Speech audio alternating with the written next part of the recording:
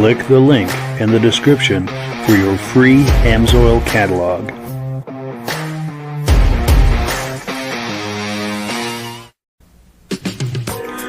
Before we get started, I'd like to give a quick shout out to some of our friends.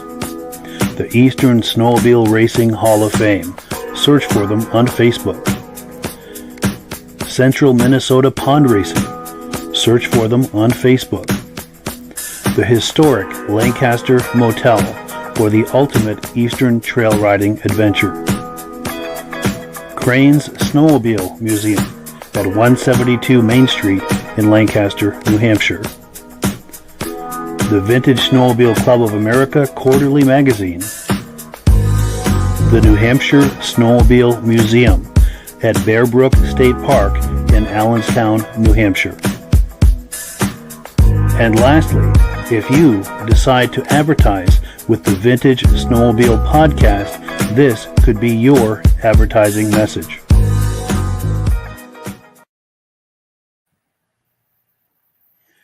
Good evening and welcome to the podcast. I'm really glad you're here.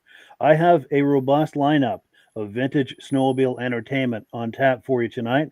But before we get into all of that, I want to make sure that everything is working properly. So if you can see my face and hear my voice, I'm going to ask you to leave a comment. Please let me know where you're viewing this from and whether you are a first-time viewer or a regular viewer. Now, to our first-time viewers, if this is your first time viewing tonight, I hope you have a good time with us, and I hope you decide to join us here each and every Thursday night at 9 p.m. Eastern Time.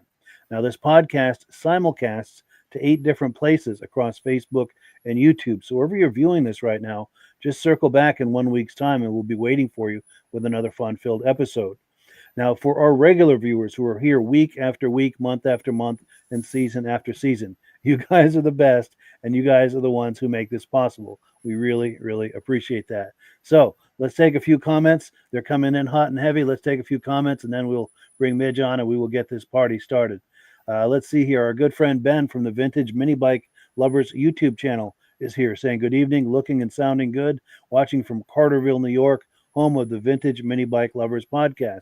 That's a perfect opportunity for a name drop. Ben and I collaborate on the Vintage Mini Bike Lovers podcast, second Sunday night of every month, right here where you're viewing this, 8 p.m. If you like those mini bikes from the 60s and 70s, you do not want to miss the Vintage Mini Bike podcast. Like I said, 8 p.m., second Sunday of every month, right here where you're viewing this. Also, BCJ Veds is here saying hello to everyone. Great to see you. Our dear friend and co-host is here. He's saying good evening, everybody, and he's out for a few weeks. He had surgery a little while back, still recovering, and we appreciate him being our co-host for all of these years. He's been a co-host now for 3 years. He brings a lot to the program. We totally understand he needs a little time off, but the second he's ready, we want him to come back as soon as he can, as soon as he's ready to come back. He says, looking forward to tonight's podcast. Appreciate that. Our good friend Maurice Bailing is here from Menominee, Wisconsin. We're going to be taking a look at his offset Polaris snowmobile a little later in the podcast. Rich Shad is here saying, good evening, everyone. Nice to see you. Mad Dog is here. Hello to all from cold Wisconsin. Wow, yeah, it's been cold in the east here, too. Josh Leviker, our good friend, says hello from Turin, New York. Great to see you. Our dear friend Judy Rinaldi, who holds the distinction of being the first woman to be inducted into the Eastern Snowmobile Racing Hall of Fame, and also the distinction of being a very dear friend. Nice to have you here, Judy. Our good friend Mike Whiteside is here saying good evening to everyone. Great to see you. Our good friend David Lowry is here tonight, coming in loud and clear. He says, repeat viewer, hello from Alberta. We also owe a huge thank you to Dave. He contributed last week. We were talking about a friend of mine where he's got a GoFundMe going through a difficult time, and we want to thank Dave for contributing. We're going to be talking about that a little later as well. Benedim, our good friend Eric from the Benedim YouTube channel, is saying good evening from extremely snowy Camden, New York. I guess they are getting pounded with snow. He sent me some images earlier. They are seriously getting pounded over there. Ken Crozier is here, Oxbow Lake, New York. Great to see you. Appreciate you being here. Our dear friends, pardon me, Stacy and Art Fosler are here from Plattkill, New York. Regular viewers, great to see you. Our good friend Jeff Wesner is here. Vintage time, he says. It sounds great, and he's been on the podcast many times, and he will be on here again many times if I have anything to do about it. Kevin Culhane says, loud and clear, it's Sudbury, Ontario. Glad to see you. Very cool. Our good friend Jim Holbrook is here, Thetford Center, Vermont. Regular viewer, loud and clear. Nice to see you. Now, Robert Ruffner is here, says loud and clear, Peach of Vermont. Robert Ruffner. Cool deal. Our good friend Carolyn Eastman is here, the wife of Bob Eastman, legendary racer. In fact, she sent me this hat. Thank you, Carolyn. Good evening from Roseau, Minnesota. Great to see you. Jim Layton is here, our good friend from Maine. Says, hey, Mike, first time this year, been a crazy winter. We totally understand. Jim and I have been messaging back and forth. We're going to try to get him on the podcast next week to talk about some upcoming events, and he always has some excellent show and tell. Mike Bartlett is here saying hello from Durhamville, New York. Great to see you. Our dear friend John Spranger Jr. is here saying good evening from Eland, Wisconsin. Trails opened last week, and now they're closing, getting too warm. Oh, I'm telling you, the snowbout these last few years. Unreal. Carmen Russo is here from Oneida, I presume Oneida, New York. Great to see you. Steve Woodard is here, Rochester, New York. Great to see you. Appreciate your being on. David Trim is here from Carthage, New York. Thank you for being here. Randy Duguay is here saying, nice hat. Well, cool. Thank you. Give you an even closer look here. Okay, one last comment, and we'll bring Midge on, and we will get this party started. John Koch is here, Bismarck, North Dakota. Very cool. Thank you, everyone, for those wonderful comments. We appreciate it. Let's bring Midge in here. How you doing tonight, Midge? Evening, Mike. Nice Bye, everybody. Well, cool. So what's the snow report from Lancaster, Midge? We've got probably 20 inches of snow all told. And yeah, it's been cold and windy, as you know. Yeah. The wind has died down the last couple of days. It's been pretty nice. It's been sunny and still chilly, but very, very nice snowmobile weather. Good, because I know here the Beatty boys said that the trails are better than they've been in a long time. So get up here, stay at the motel, go snowmobiling, and hit the trails. Definitely. If you want to do some excellent Eastern riding to tie in a lot of history, the history of snowmobiling with it, there's no better place than the Lancaster Motel right there in Lancaster. There's so much history associated with Lancaster. Makes for a great vacation, combining with history. And while you're there, let me find the graphic for Crane Snowmobile Museum, because I know they might be watching tonight. You want to visit the Crane Snowmobile Museum. Now, that's by appointment only. So once you book your motel, call Cranes and book a time to visit the museum. It's just a short walk from the Lancaster Motel. And the trails in Lancaster are the trails from the first snowmobile club in America. So there's just so much history there. And of course, Midge is always happy to talk about the other really big nugget of history, Ski-Doo in Lancaster. You want to do a quick blurb on that real quick? Yeah.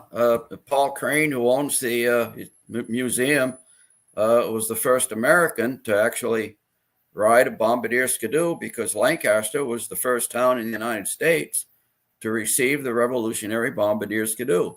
Now, I'm a Polaris guy, I always will be, and Mike is an Arctic Cat guy, but we have to give credit to that little Bombardier, because every snowmobile made today is based on that little basic one chassis design. Guy sits on the seat over the track, his feet are on the running boards. He steers two skis with handlebars. The engine's in front of the driver. Add the long travel suspensions in the big engines, and you basically have that same basic design as the Bombardier Ski-Doo. Yeah, just a whole lot of refinement, but the same basic. They really kicked off the recreational aspect of snowmobiling back. Back Ski-Doo in America started in Lancaster. The first dealers and it started right here. Yeah. Now, that being said, of course, Polaris was first. They came out in 1954, and they did very well out in the Midwest, and they were well established out there. And then Arctic Cat came along, but you don't see any sleds with rear engines.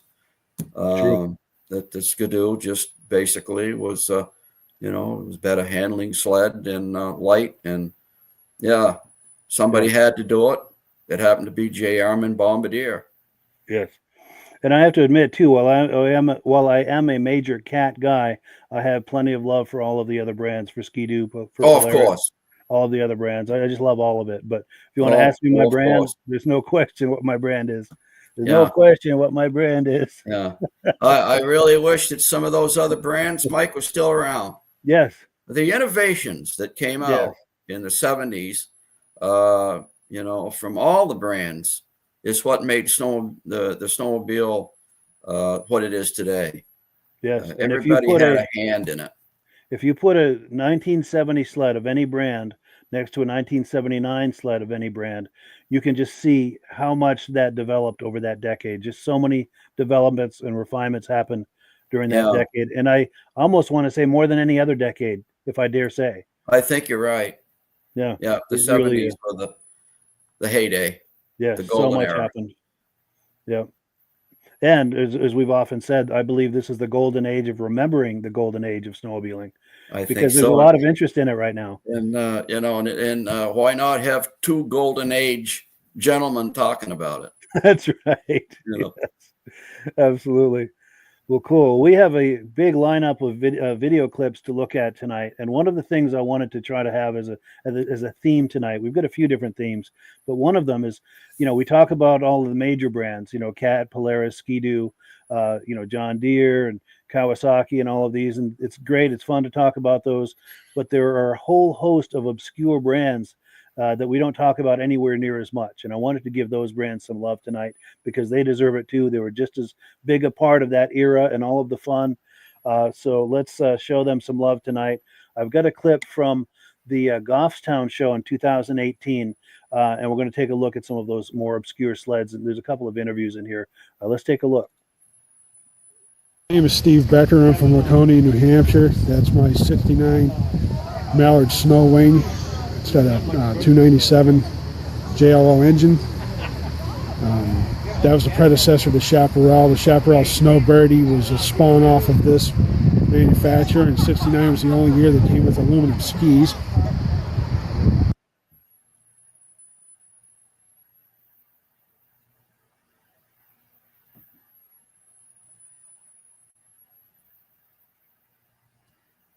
This is my 650 Speedway 1973 3-cylinder Kohler triple. It's kind of a unique sled. They didn't make too many of them. It took me quite a while to find a nice original example. I've always liked blue, and it's one of my favorite sleds. That's about it on that. Sure. And this one, I've only seen these in magazines. Oh, this is the only one known. Wow. This is my 1970 Dolphin D6000, rumored to have only have 3 produced. This currently is the only one in existence. It's the pride of my fleet. I show it when I can, but it gets a lot of attention. It's a fun sled to own, and haven't really been able to find any real history on them, but it's my favorite sled that I have. Nice. Well, good. Thank you so much. Yeah, you do not see those every day. It's great looking sleds. Yes. Yes. Anything catch your eye in there, Midge? Anything worth commenting? I saw one of those dolphins, or is that what it's called? Dolphin? Yes. Yeah. Dolphin, at the national show here in Lancaster. They had one on display. Beautiful, beautiful purple color. And the Speedway, Paul Crane had a Speedway for a while, and somebody purchased it off him. Oh, no kidding. Yes. Yeah. I remember seeing that. Yeah. Yeah. He had one of those Speedways. Now, that being said, it didn't have tuned pipes sticking out on the side of the cab. It was a twin. It wasn't a triple. So the pipes were inside the cab. Nice. Yeah. But looked just like that. Very cool. And speaking of Dolphin, I asked my mother on that because she speaks more fluent French than I do. My French is not very good, and that's putting it mildly. But Dolphin, Dauphin, is how they say dolphin, the fish, in French. Okay. Yeah. So I'm presuming that was made in Quebec. And speaking of which, there is an old Dolphin chassis on the property next door to here. On the back of the property, there's an old rotting snowmobile chassis. I took a video of it a few years ago. If you go through my videos, you'll find it. But all it is just a rotting chassis, and I found the tag on it, and it said Dolphin. And I'll have to find that clip and put that on here again. It sure didn't look anything like this, I'll tell you. Wow. Yeah. Very rare. But if anyone is curious about that, I'm sure the owner of the property would consider selling it if you feel like it's a very ambitious restoration project because there's not much there. But if anyone's curious, message me. It's in Derby Line, Vermont. I'll put you in touch with the owner of it. But yeah, let me drop this this clip here, and we'll get another one going because we've got a lot to look at tonight. And again, the theme continues with the obscure brands. This is some footage from the Island Pond, Vermont show 2021. There's going to be a mix of things in here, but we're going to see some of those obscure brands. Let's take a look.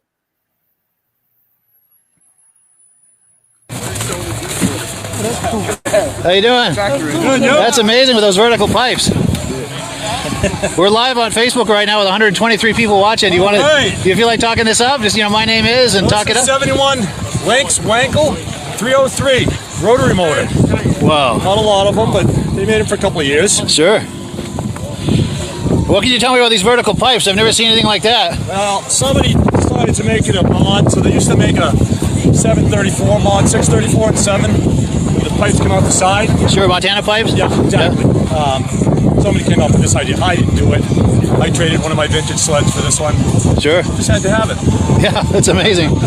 You know what? I'm going to get crazy here. I'm going to name those Idaho pipes because they're vertical. Idaho's like a vertical looking state. Yeah. Getting crazy and just trying new things. Sounds good to me. Let me give you my business card. I'm on Facebook. Are you familiar with Vintage Snowmobile Lovers? Over 50,000 fans. It's the largest community of vintage snowmobile enthusiasts anywhere, Facebook or otherwise. Oh. And we do a live podcast every week. And really? Yeah. Nice, thank you. You wouldn't by any chance fire that up again, would you? Certainly. That had a hell of a note going by. That was wonderful.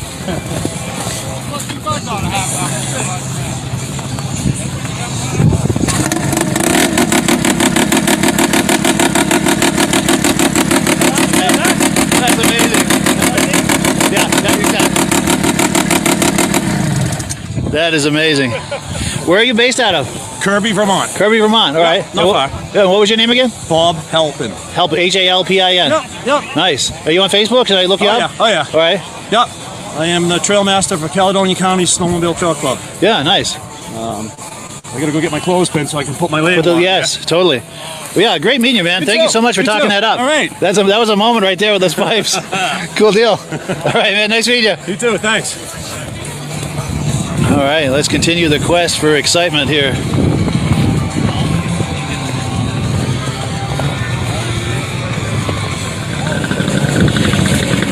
Sorry. Are any of these yours?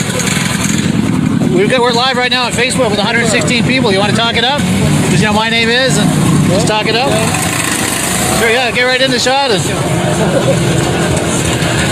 68 Allberg.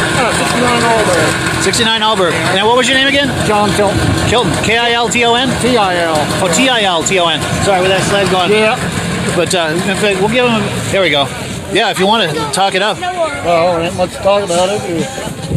I've had it probably 25 years or so. 25 years or so, yeah. Got enough friends. I've had another one, but I used to kept apart.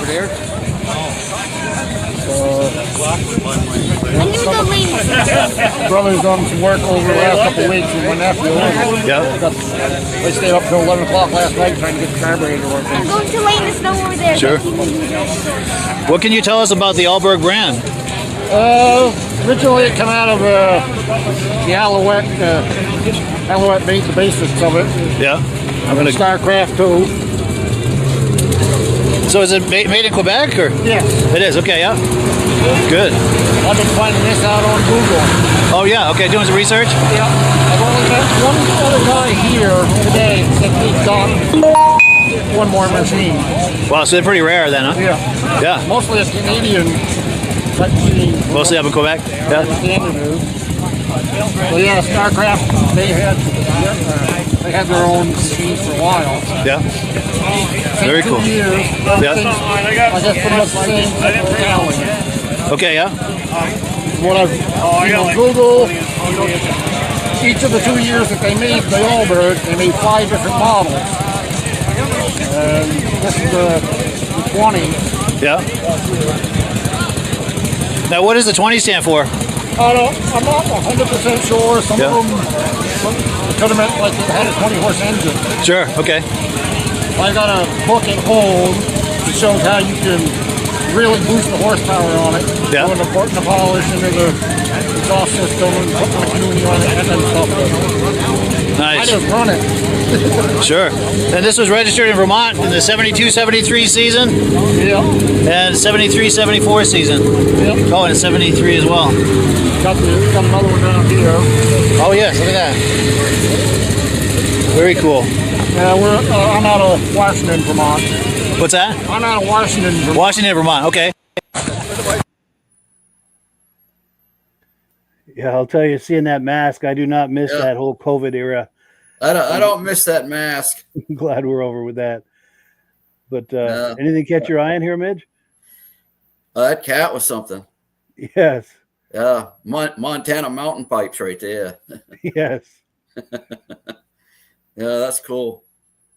Definitely. And that Alberg, I had never seen anything like that before. Never seen anything like that. Yeah. No. And I think it's just as important to give those obscure brands as much love as the others. Oh yeah. Yeah, they had innovations. Every sled came out with something for some like that offset headlight right there. Yes. Reminiscent of the TXs. Very 76, 77, 78 TXs had the offset because of the engine. Yes, that big opening for the engine. And look, it's really nice to see something like that. Nice. That's rare. Yes. Yeah. Yes. Well, cool. Let me drop this clip. We've got a whole lot more to look at tonight. In fact, we're just getting started. In a few moments, we're going to talk about legendary Eastern Polaris racer, Conrad Rollins. But before we do, we want to take a few comments, and we've got a few announcements that we need to get out of the way. So let's take some comments real quick, get caught up on those. Just trying to find my place here. Okay, here we go. Randy Duguay likes my hat. Cool deal. And I've got to admit, I like it too. Carolyn Eastman sent me that. That's a special thing right there. John Koch. I don't know if it's Koch or Coke. Bismarck, North Dakota. Nice to see you. Yeah. Possibly, yeah. Brian Van Haverbeek. Good evening, guys. Love the podcast. He's a big collector of kitty cat. He's been on the podcast a couple of times. Josh Levicker, our good friend from upstate New York, says 320 inches has fallen on Tug Hill so far this year, with more coming. That's a great destination too for sledding. 300 inches more than we have. Yes, exactly. Then our good friend Jane Murray, from Walden, New York, Ken and Yana. We had I don't have the picture of them handy, but we had lunch with them and Stacy and Art Fosler back in September. Great couple. Nice to see them. Mike Whiteside says, agreed, Midge. I'm not sure which point, but the mask. Oh yeah, COVID. Most likely, and the obscure. Darn well that guy's wife made him wear that. Yes. And then Coho 20 says, hello, guys from Alberta, Canada. Rode my 74 Elan 294 SS for 2 hours this afternoon and 2 feet of fresh powder. It was amazing. That's wonderful. And those were wonderful trail breaking sleds. Those things would go anywhere. Oh, yeah. They're still light and agile. Yeah. Good friend Glenn Ford is here. Hello, guys. A little late. Just got back from a 130-mile ride. Wonderful. Oh, well, good. And then our good friend Bada Bing from New York State, down closer to the city, says hello to everyone. Great to see you. Appreciate you checking in on this. He usually watches my Muscle Car podcast, so it's nice to get him watching this as well. Very, very cool. Appreciate it. He's got some nice muscle cars too, by the way. Coho 20 says, my first snowmobile was a Starcraft 340 Eliminator. I think it was a 72. Do not see many of them anymore. Agreed. No.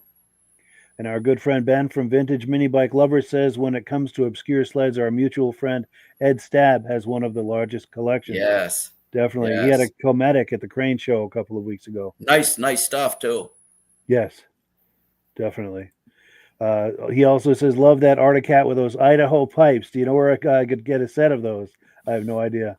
But if anyone does, please leave it in the comment and and we can try to set somebody up if they want some of those. Our good friend Armand Buteau from Pittsburgh, New Hampshire says Pittsburgh is disappearing under a chain of continuous snowstorms. The riding is fantastic and the signal is great. Outstanding. That's also an excellent destination for trail riding. The top of New Hampshire, they always get plenty of snow. What a terribly wonderful thing to have happen. I know. Huh? It's overdue. And they've got an excellent trail system up there, too. It's well maintained. Jim Holbrook, my good friend from Vermont, says the guy with the cat. Bob used to own the cat dealership in Island Pond. Yes, he did. Yep. And Dirk Seams says, good evening from cold Minnesota. Wow, nice to see you, Dirk. Dirk's been on here a couple of times as well. So, quick announcements. There's a vintage snowmobile ride coming up in Minocqua, Wisconsin, Saturday, February 22nd, just a couple of days from now. All of the details are here. Please patronize that if you're in the area. Also, Bud Gordon, who was on here a couple of weeks ago, he's got an upcoming event March 2nd, the Franconia Vintage Ride.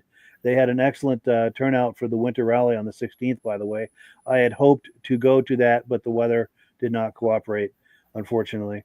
Also, Ray Lacasse, who was on here last week, this is a graphic for his vintage ride coming up March 8th. I'm hoping to go to that.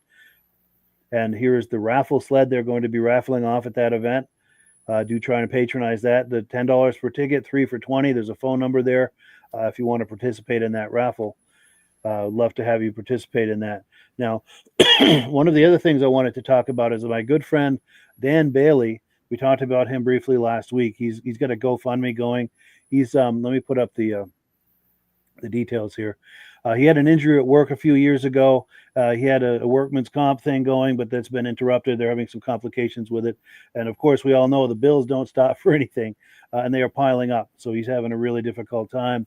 Anything that can be done to help him. I've had a few of our viewers that have made donations to that. We appreciate that. There's a link in the description. This is he and I when we were in high school. This is one of my oldest and dearest friends, one of my best friends. He and I, this is when we thought we were the next Van Halen.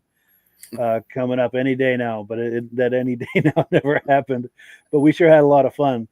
And I have to say, just a quick comment about that back in the day. We were probably beginning of the sophomore year in high school. He was learning how to play the guitar. I was doing the same thing on the drums, and we kind of found each other on that. And I said, well, why don't you bring your guitar stuff over? And, because I had my drums set up in the basement, and we just started jamming on a regular basis. And at first we were horrible. But the more we did it, the better we sounded. And after a few years, we'd really come a long way. We both developed our skills. And I dare say that either of us probably would not have continued unless we'd found each other to play music together, because we probably would have lost interest. But now when you find someone to play with who's at the same level as you, just the fun times just keep flowing. And that kept us interested. And, of course, it nurtured our friendship. We're still friends to this very day, one of my best friends. So any donation, large or small, that you can make to my good friend Dan Bailey, everyone calls him DJ, Daniel James Bailey. There's a link in the description. Please make a donation to try and help him out if you possibly can. It would greatly appreciate it. I try to use these podcasts and all my social media activities to try and help people when I can, and to the degree that I can, which is what I'm trying to do here. A snowmobile tie-in. He and I used to do some snowmobiling when we were teenagers. That's kind of the snowmobile tie-in with this. But he's a great guy, great friend, and he's in a real jam right now. Anything that can be done to help him, we would greatly, greatly appreciate that. Link in the description. I'm also going to mention it at the end of the show, because I know you may be watching the podcast right now, and it's not easy to watch the podcast and click the link and all this. So I'll mention it again at the end of the podcast. So as you're finishing the podcast, maybe you can click the link and leave a donation for him. So next, we're going to talk about Conrad Rollins, legendary Polaris racer, inducted into the Eastern Snowmobile Racing Hall of Fame. We've got his induction clip. Do you want to discuss that at all, Midge, before we roll that clip? Conrad was, I think, the first guy I called when we were going to do a 50th Grand Prix reunion. So I wanted to get as many of the people that used to race there, back in the day. And I think maybe the second guy was probably Bruce Dunham, Bruce and Mary. But Conrad stopped at my uncle Dick Monahan's golf station every year during the Grand Prix. He worked on his sleds there, and we got to know Conrad. And you wouldn't meet a nicer guy in the world than Conrad Rollins. And any tribute that we can do as far as Conrad is concerned, is well deserved. Yes, an absolute legend. Absolutely. And we do have his the clip of his induction into the Eastern Snowmobile Racing Hall of Fame. Let me cue that up here. We're going to play that, and we'll talk about Conrad a few more minutes after that. And then we've got another clip of him later in the podcast, and we're going to talk about him some more. But let's look at this clip here of him being inducted. This, by the way, was the first ceremony, the first year they did the induction ceremonies for the Hall of Fame, 2017. Let's take a look. Last gentleman to be inducted, Mr. Conrad Rollins.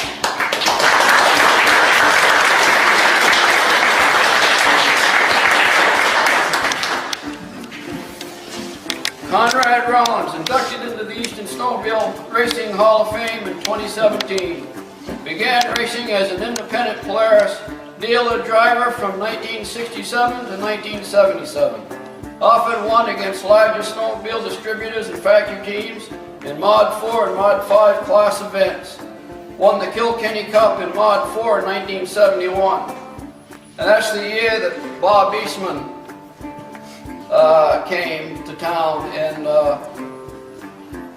he never took home the Kilkenny Cup, Bob Eastman. As great as Bob was, in 1971, Conrad beat Bob Eastman in the 650 class.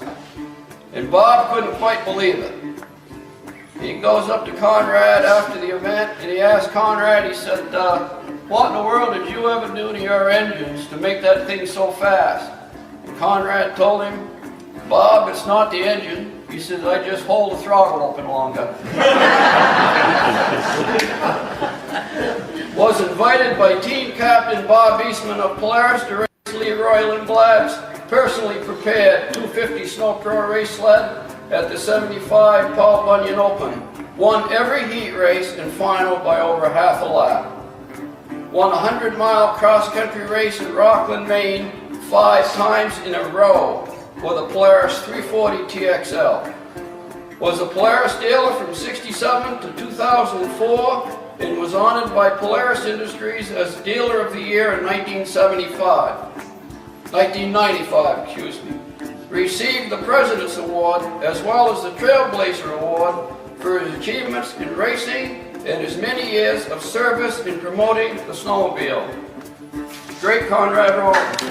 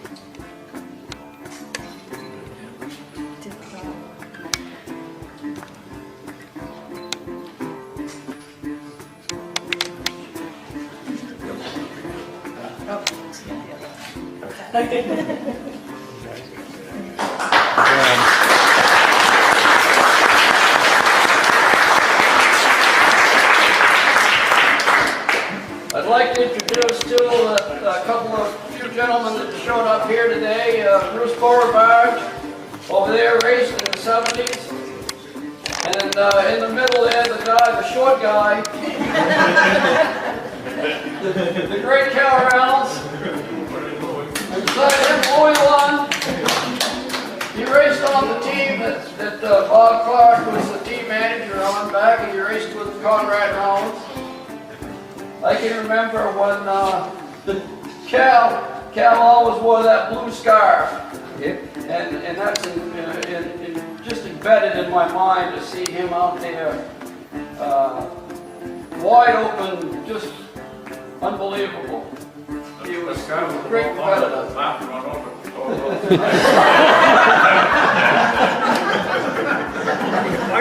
Bob told me one time, he said I made Cal Reynolds mad one time, and I said, how's that? He says, well, he said we were run into qualifying, and he says I pull up beside him and pull his tether switch.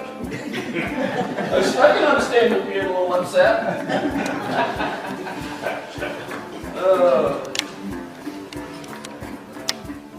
Yeah, I guess that concludes this induction for this year. And we're going to do the same thing for next year. And for every year after that, until the right guys are here, where they should be. Well done. Yeah, a lot of Eastern racing legends are in the room that day. Oh, boy. And yeah, it only gets more every year too. In fact, Yeah. I need to mention at this time, in case people don't know, I'm sure most people do, but Midge, our co-host here, is the founder of the Eastern Snowmobile Racing Hall of Fame. And he and Paul Crane, this is their project. It was Midge's idea. That's Paul Crane on the right. And of course, Crane, it's hosted by Crane's Snowmobile Museum. I'm looking for the banner here. Want to give some love to Crane's Snowmobile Museum. Definitely patronize that if you're ever in Lancaster. It is by appointment only, so call ahead if you see you're going to be going into town. But yeah, excellent people, excellent museum, and excellent organization, the Eastern Snowmobile Racing Hall of Fame. And anything to add to that, Midge, either about the Hall of Fame or Crane's Museum or Conrad? Or Yeah. Well, thank goodness Paul came on board, because, I mean, he had the perfect place for the Hall of Fame. Yes. He built that museum in 2010, and he hosted a lot of the Grand Prix functions that we had when we did the 50th Grand Prix reunion. Kept the Kilkenny Cup there, on display when it wasn't up at the track and stuff. And Paul, of course, what can you say about Paul Crane? He's a legend. Yes. Absolute legend. Legend among legends. And yeah. So thank goodness for Paul. And now his daughter Melissa is sort of taking over the reins and carrying it on. So we couldn't be more pleased, really. Yes, and she might be watching tonight. Melissa might be watching tonight. I was hopefully. with her. I sent her the link and I was messaging with her. So hopefully she's watching. And talking about doing things in the opportune time is when 6 months later we lost Conrad Rollins. Wow. Now that at least he knew he was inducted into the Hall of Fame before he passed away. Yeah, that's wonderful. And we miss him. Vicky misses him terribly. And then they lost J.R. Conrad Jr. The year before Conrad passed away. So the poor woman had a double whammy there. Yeah, losing her son and her husband. And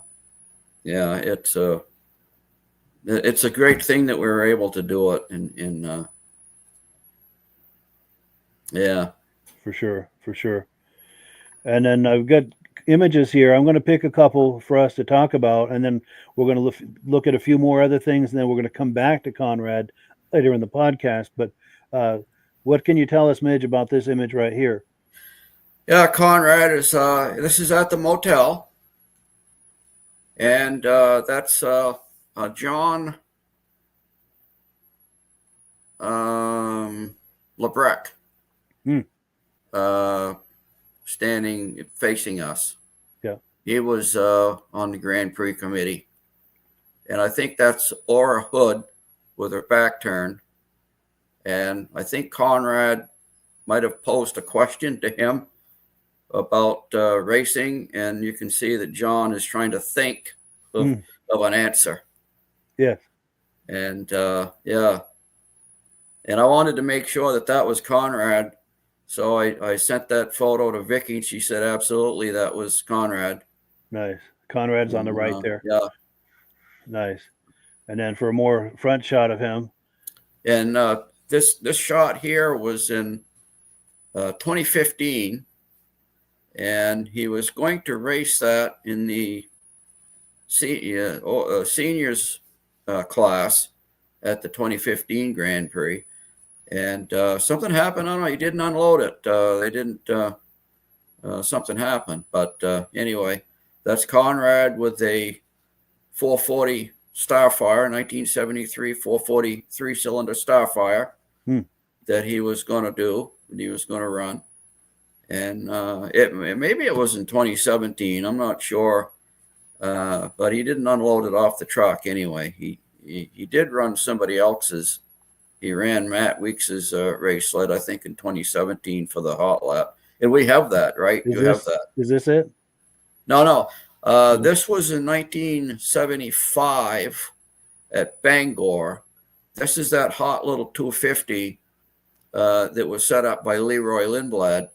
And Bob Eastman brought it out. Leroy couldn't make the race that weekend for some reason. And when the factory team came out, they needed somebody to pilot that little 250 Starfire. And like they called them PDCs back then, I guess, professional driver's circuit sled. Yes. And Bob Eastman asked Conrad if he would pilot that little sled. And, Conrad is, 6'2", and the thing was set up for a guy my size, about 5'4". Leroy was a short guy. And as you can see, Conrad, he didn't have much seat there. He's all scrunched up, yeah. Yeah, he was. His father said he looked like a monkey sitting on a football. Is what he said. And but he won by a half a lap on Saturday, over a half a lap on Saturday. Wow, that thing would fly. Nice. And then Bob decided to change the jets for Sunday just to see how fast it would go. Conrad said, I didn't argue with him. He said, I think it was good the way it was. But anyway, changed the jets. And after a few laps, the poor little engine just burned down. Oh, wow. It was a little bit too lean, I guess. But it was a hot sled. Wow. Yeah. And as far as the 2015 or 17, could this possibly be the image on the left? That was probably in 2015. The last Grand Prix that we did. And that sled, the 007, that was Matt Weeks's from Maine. Matt still races, I think. And that's his sled. And he let Conrad drive it in the legend laps along with Bob Martin.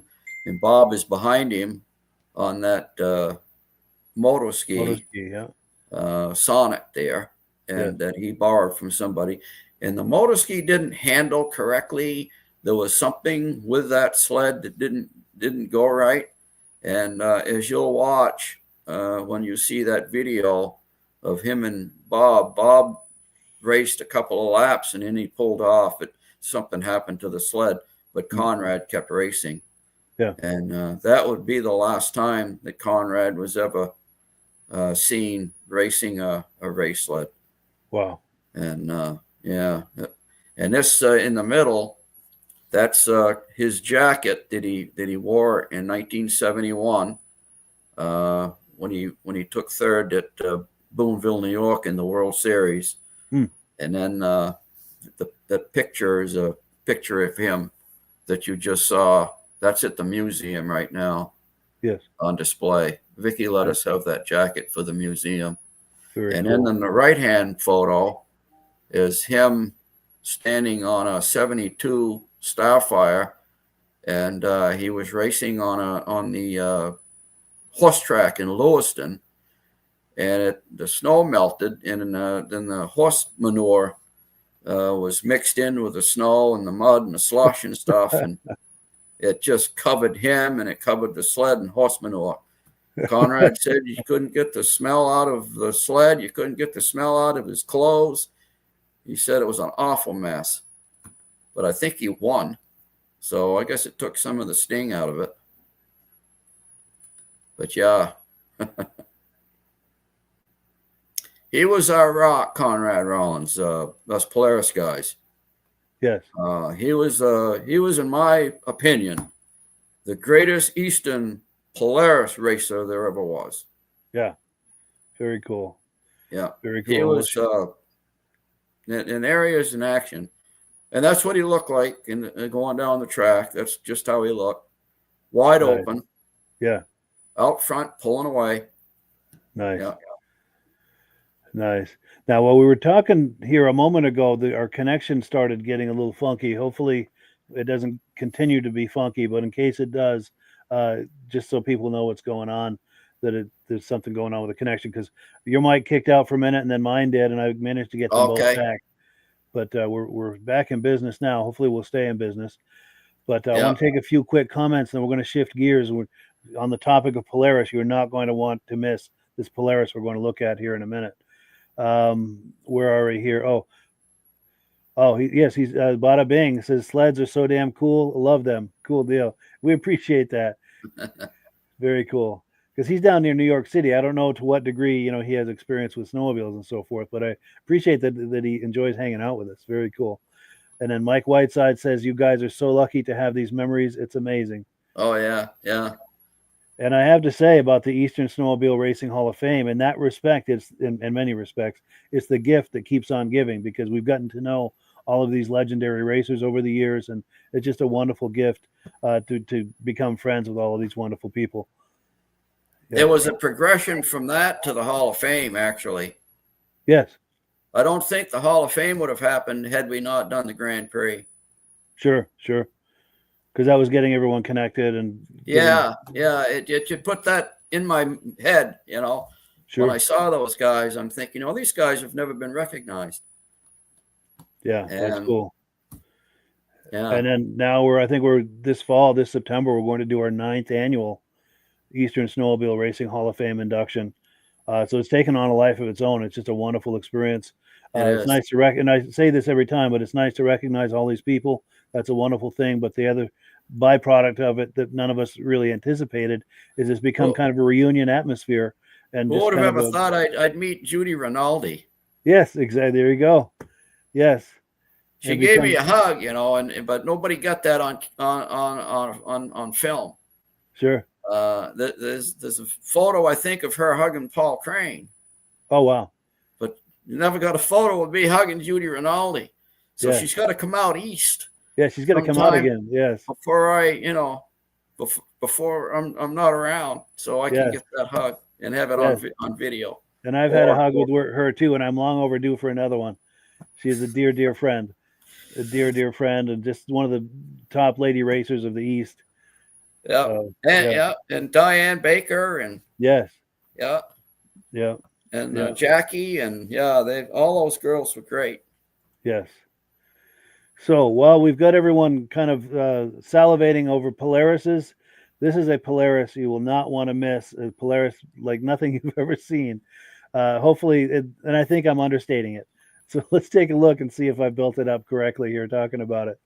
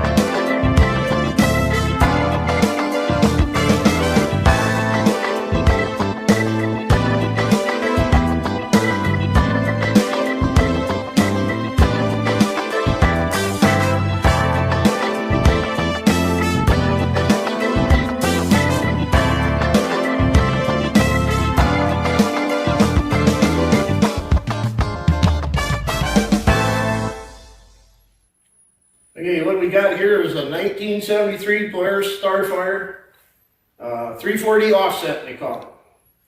Charles Frankie and his brother in Charles City, Iowa, back in '73, built this thing and raced it.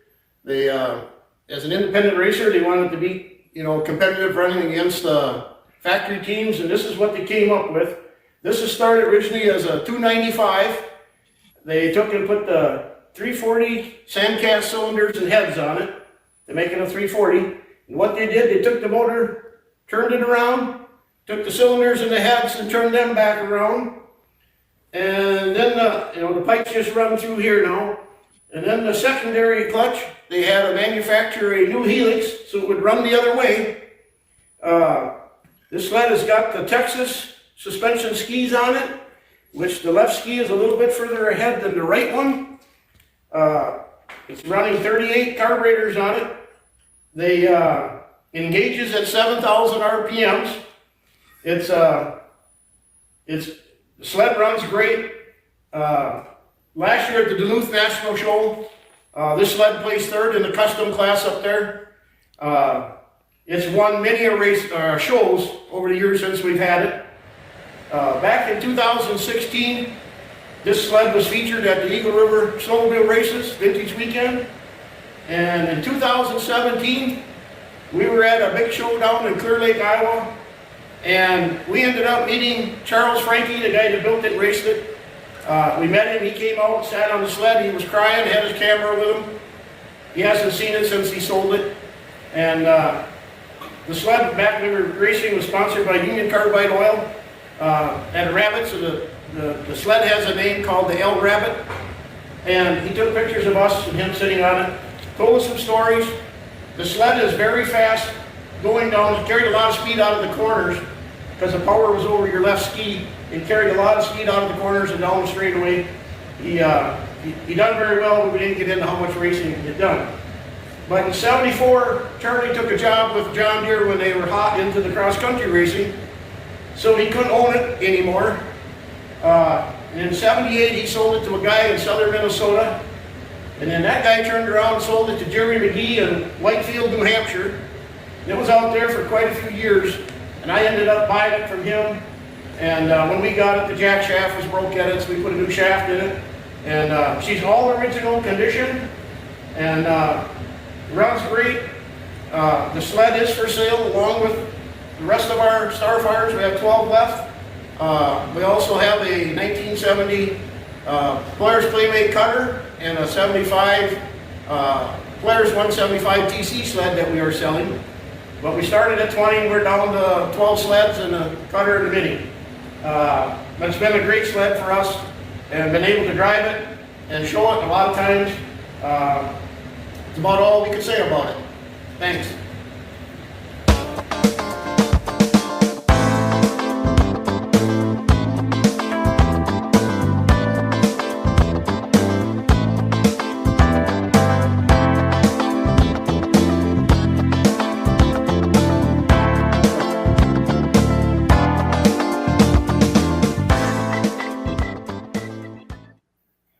So yeah, thank you so much to our friends Maurice and Renee Bailing.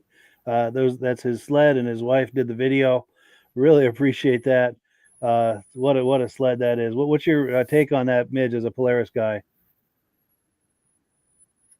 Well, that's what I'm talking about, Mike. Here's a couple of guys that just thought outside the box, if you will. Yes. And swapped the cylinders around and made the crankshaft turn backwards.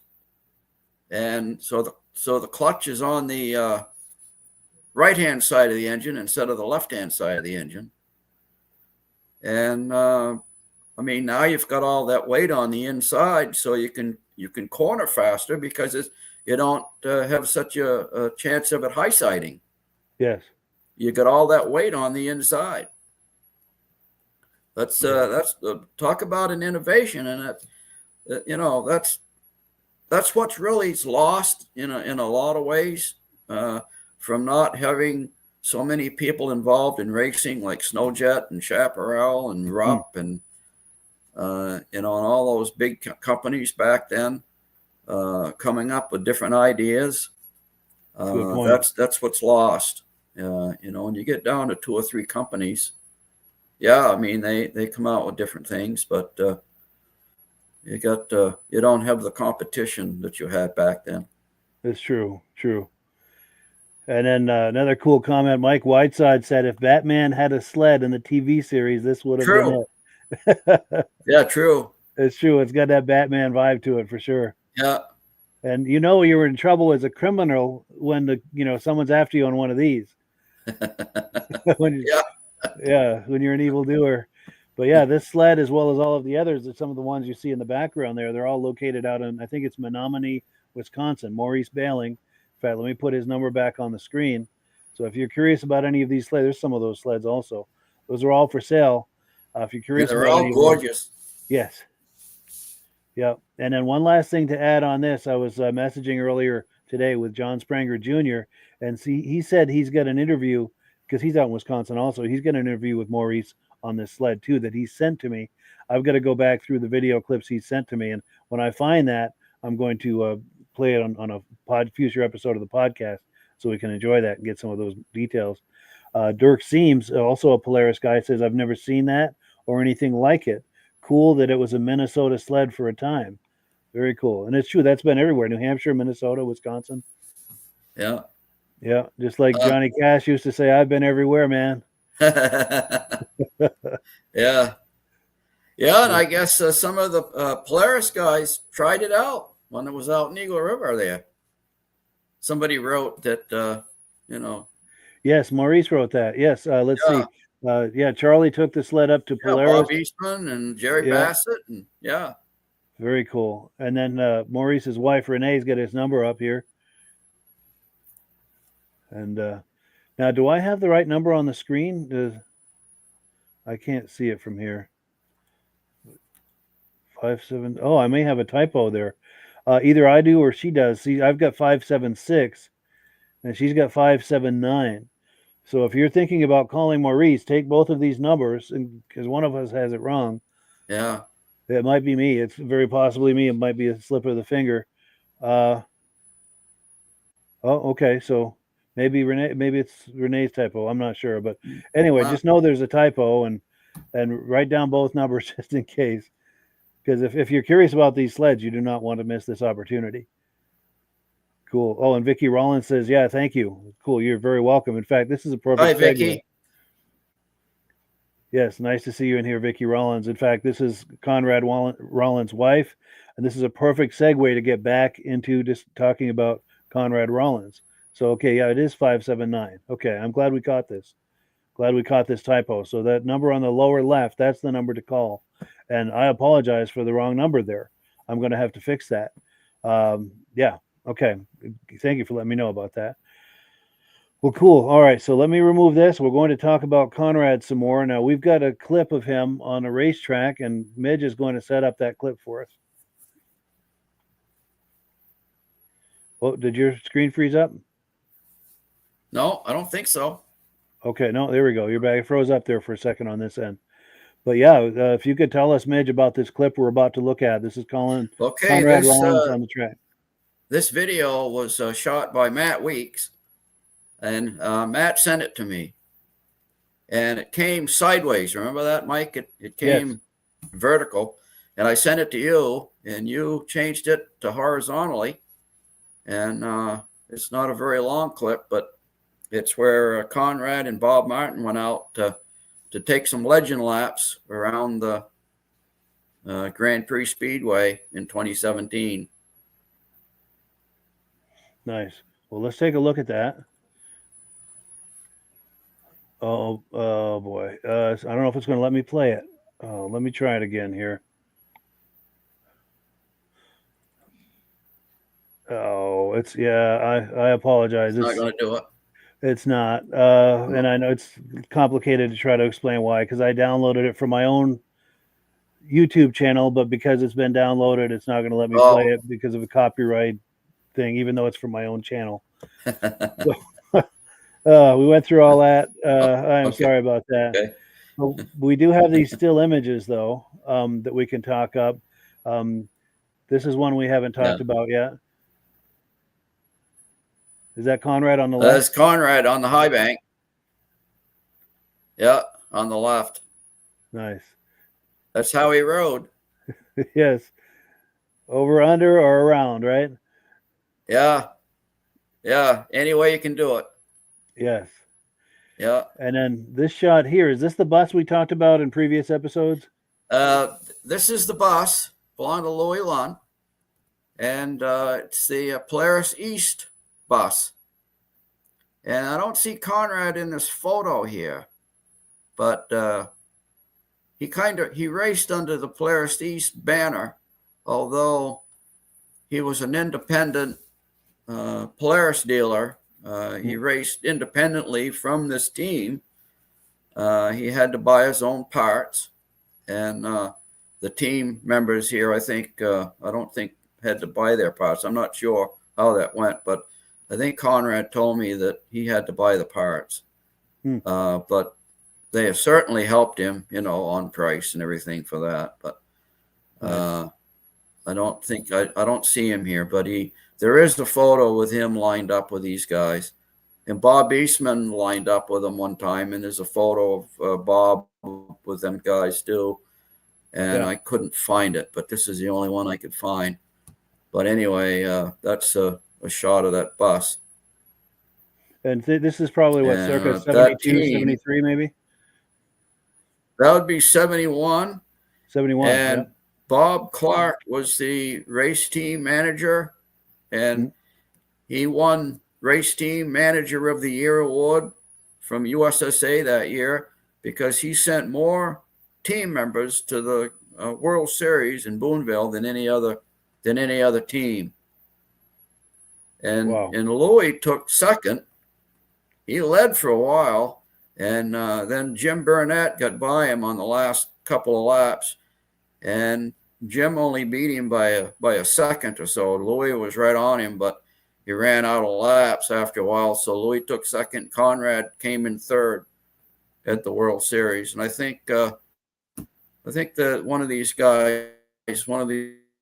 other guys might have won a class too.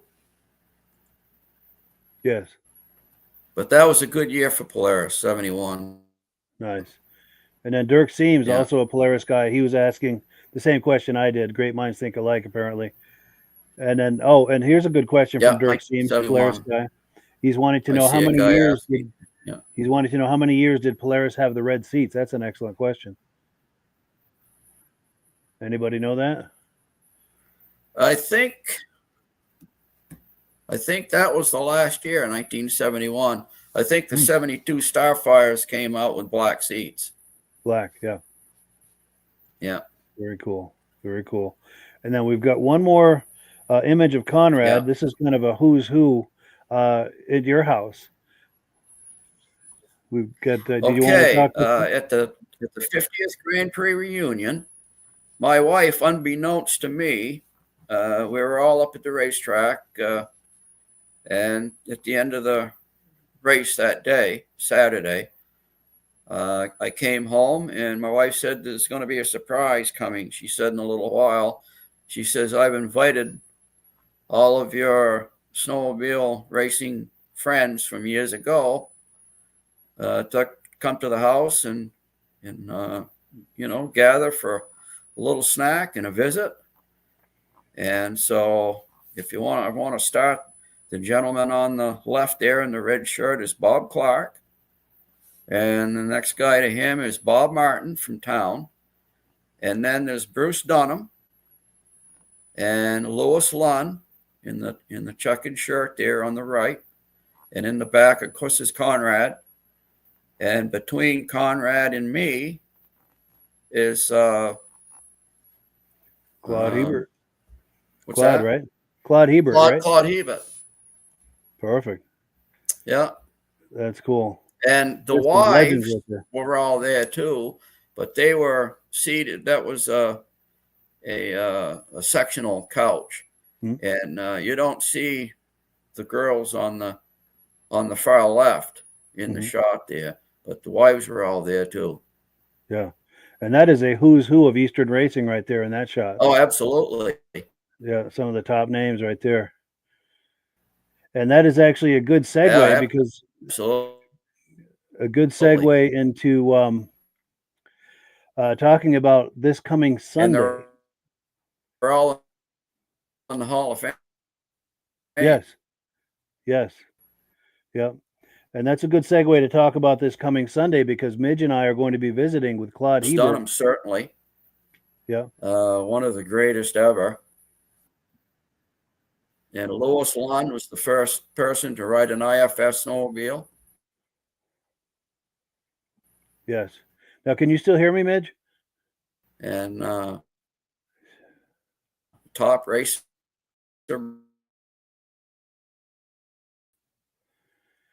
There we go. Can you hear me now? And he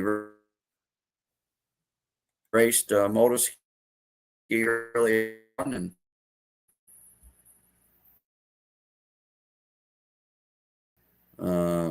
he did. There we go. Can you hear me now? For the sport. Can you hear me now? For the races. Yeah. Now, can you hear me now, Midge? I'm having trouble with my mic. Can you hear me? We had 3 Grand Prix, and they came and ate at the house. Nice. I don't think I have audio right now. Can you hear me? Can you hear me at all? And then we're going to talk to not showing up, mate. Yeah, my microphone. Oh, okay. So it sounds like the viewers can hear me. Okay. Well, it sounds like the.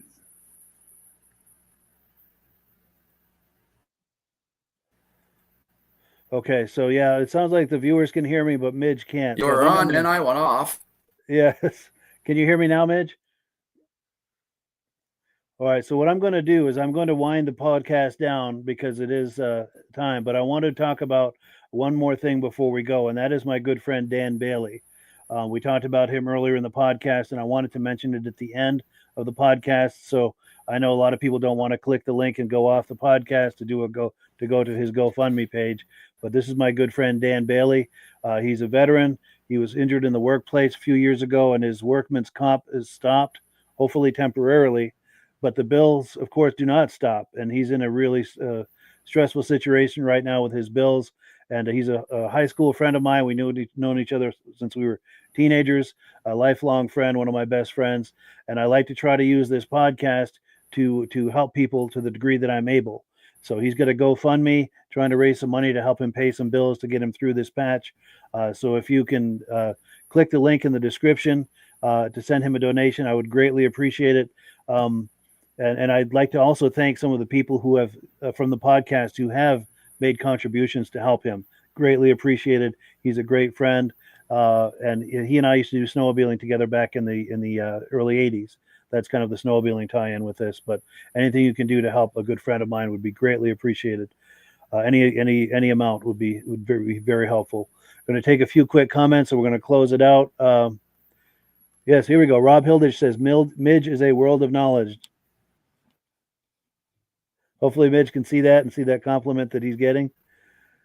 And also Ben, our good friend Ben, says, great podcast this evening. Thank you for a very informative show. Get out there on your vintage sled and ride.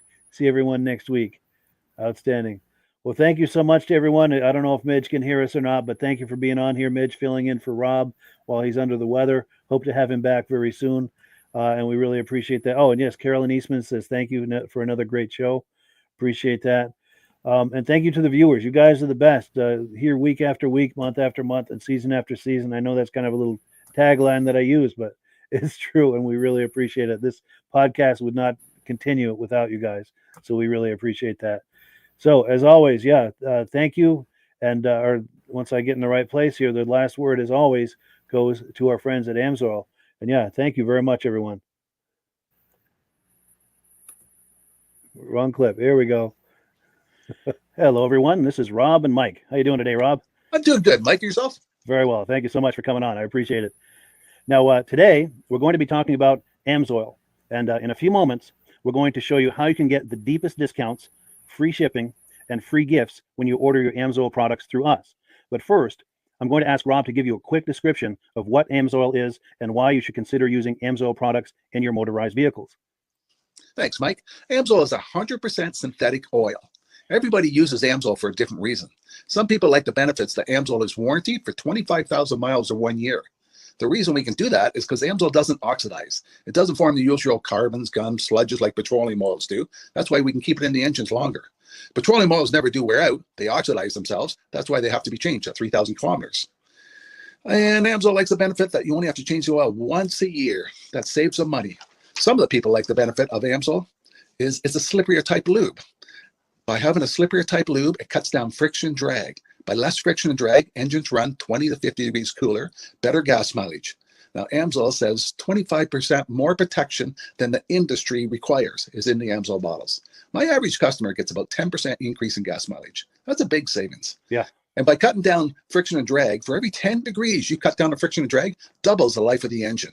So by having the engine run cooler, it makes it last longer. Some people like the benefit of the range of the Amsoil.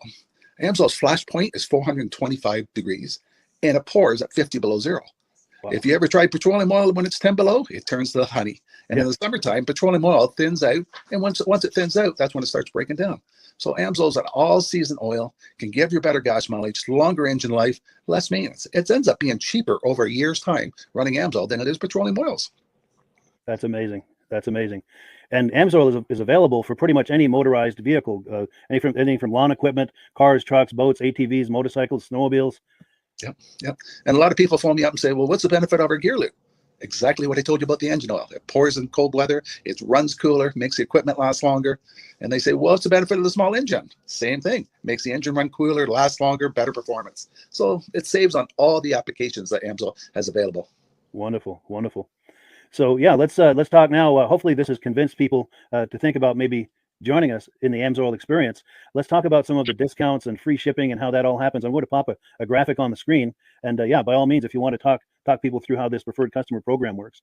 Amsoil has a number of different programs. One of our main ones is a catalog customer, where somebody can order directly out of our catalog. If they order out of the catalog, they order $100 worth, Amsoil will ship it right to their house. But our best program is our preferred customer. For only $10 for 6 months, you become a preferred customer, you save 25% on all the product. You order $100 worth, they're going to give you free shipping. You don't have to order a whole case. You can mix and match. Say you want 4 bottles of small engine, 7 bottles of 5W30, and a couple of gear loops. You can mix and match. You can order 1 bottle at a time if you want. There's no minimums, no maximums. By being a preferred customer, you save over 25% on all the products you're going to buy. Amsoil sends you extra gifts, a $5 gift certificate on your birthday, $5 when you renew your account, and stuff like that. So it's a good way to save on some of the products you want to buy. For sure. Yeah, it's an incredible value. And this is the deepest level of discount that anyone can get when ordering Amsoil. Is that correct? It is. Wonderful. So let's take people through the step-by-step experience of placing an Amsoil order. Then that would include signing up for the preferred customer preferred customer program, so they can receive those deepest levels of discount. So let's go to the website. This is what the website's going to look like. These are some screenshots. Once you go to amsoil.com, there's a link in the description, or you can just type that into a browser, amsoil.com. This is the page you land on. At the upper corner of the page there, you see how I've circled in red. That is the link to click, the Join Now link. That will take you to the Preferred Customer Program page, where you can take advantage of all of these discounts and free shipping and everything that we've just been talking about. This is what that page looks like. In the lower right, you're going to click Join Now. This will pop up. You select the duration you'd like, whether it's 6 months or 12 months, and click Add to Cart. Now, once this pop-up goes away, you'll be back on the main page. And the upper left, you'll see where I've got that red arrow. It says Shop. Now you can start shopping for products, and on your very first order, you're going to get these discounts and the free shipping as long as it's over $100. You'll get all of these benefits right away. So once you click Shop, it's going to take you to the product page. There's different types of oils, lubricants, so on and so forth. For the benefit of this exercise we're doing now, I'm just going to click motor oil. It shows different types of motor oil. Let's click gasoline. Now this takes us to an item. It's their synthetic motor oil. And you can see the item there, and there's choices for different viscosities. But take a look at the price. Let's take a closer look. Let's zoom in. But if you've joined the preferred customer program first, you're going to automatically get the deepest levels of discount. That's what we're looking at here. You're saving $3.80 on that quart of oil. Instead of paying $16.29, you're now paying $12.49 for that quart of oil. That is the deepest level of discount you can possibly get. And then you just add the quantity that you'd like. You select any other items that you're thinking about, add them to the cart. And once you click Add to Cart for the final time, you're going to see this come up at the top of the screen. It's going to show your items and your the total that you're at so far. Pardon me. And then you just click View Cart in the upper right, and that'll take you to your cart. Take a close look here at the upper right. That blue box shows that you're getting free shipping. You're eligible for free shipping on this order because it's over $100. That little yellow box shows that you've got the preferred customer membership on your order that gives you the deepest levels of discounts for the next 6 to 12 months. And then below that, you've got the items that have been selected. For the exercise here, I selected 9 quarts of the signature series, but that brings us up over $100 for the free shipping. We're saving $34.20. And if you're ready to finish, you click checkout now, and that takes you to this screen here. If you haven't signed up with an AMSOIL account at this point, just click in the lower right to create an account, create a new account. It's going to ask you for some basic information, name and those types of things. Now let's take a closer look. You'll see this gray shaded box. This is a very important box. This is going to ask you if someone has referred you to AMSOIL. And if so, please enter my name. My name is Mike LaPierre. It's spelled right there on the screen for the correct spelling. And also the referral number, 304-555-94. That's how you make sure that Rob and I get credit for this. Now, in the interest of full disclosure, I have signed up for AMSOIL under Rob. So when you order using this referral number, Rob and I both benefit. So if you enjoy these podcasts that we're doing, this is a wonderful way to support the podcast, because when you order using this referral number, Rob and I both benefit. And the commissions I make go directly toward offsetting the cost of doing these podcasts. So I thank you in advance for that, for using my referral number. I very much appreciate it. And once you've done that, you just go into the next screen to enter your payment information, and you're done. Now, once you've placed your order that's over $100, and that order includes your AMSOIL Preferred Customer Program, you are now eligible to get a free DVD from myself. Now, this is going to be either a muscle car DVD or a vintage snowmobile DVD. Use the email address on the screen, wkspodcasts@gmail.com. Send me an email. Let me know which DVD you would like me to send you, the muscle car or the vintage snowmobile DVD, and I'll get that right out to you. As you're typing in that email, in the subject line, be sure and type in capital letters, free DVD requests, so it stands out as I'm checking my email, and we'll get that right out to you. So I guess the last thing, Rob, that we wanted to talk about is if someone is considering AMSOIL as a business opportunity. Yes. If anybody has a retail or a commercial account and they would like to buy directly from AMSOIL, just send Mike a line. He'll show you how to set up, and you can buy directly from AMSOIL. But if you are interested in starting your own part-time business, a part-time business that can grow into a full-time income, Mike and I will show you the AMSOIL marketing plan. AMSOIL has a large selection of products that cover almost every application. So it doesn't matter if you're into snowmobile, boating, or ATVing, or hot rods. We have an oil for every application. It's a fun type business. I really enjoy doing. Where else can I go and have fun and make money doing it? And Mike and I are here to help you all the way along.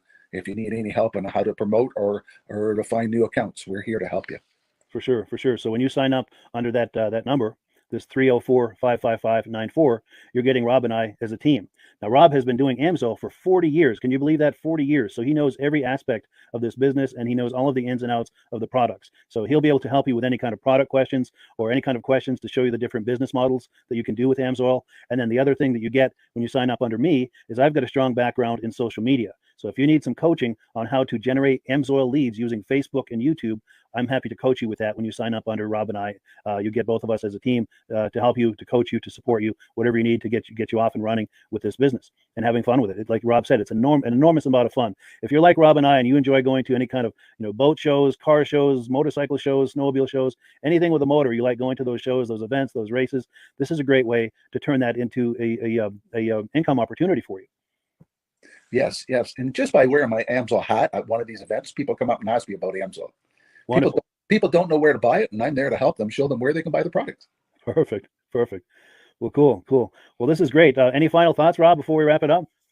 AMSOIL's a fun business. AMSOIL's been around since 1968. It was the first synthetic oil to be AI approved. Wow. Yeah. That's amazing. And that's very early in the game too, isn't it? Yes. For sure. Well, good. Well, thank you so much, everyone, for viewing. Hopefully, we've gotten you excited as we are about the AMSOIL products. We'd love it if you could join us either as someone who uses the AMSOIL products or to join the AMSOIL team as a business opportunity. And we thank you so much for viewing. Have a great day. You have a good day.